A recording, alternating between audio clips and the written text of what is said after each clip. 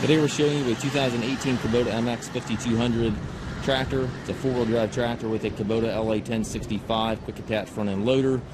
Tractor has just under 200 hours on it. Tractor's clean. Loader does have a little bit of paint fade to it. The tractor itself is nice and bright. The loader is not bad, obviously, but it does have just a little bit more fade than what the tractor does. It does have the skid steer saw quick attach for your bucket connection. Has the front grill guard on it.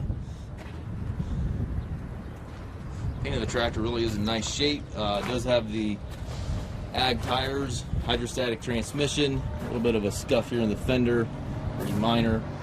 It does have the telescopic 3-point arms, drawbar, top link, stabilizer bars, everything is here. Toolbox back here. Also has a full roller bar with the canopy top. 3-range hydrostatic transmission. Got the 3-range lever right here beside the seat, and then your cruise control lever right beside that. Treadle pedal there for your forward, reverse, and the hydrostat.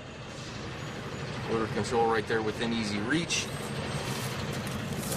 We do take trades. We also offer financing for qualified customers. We also can arrange delivery here within the U.S.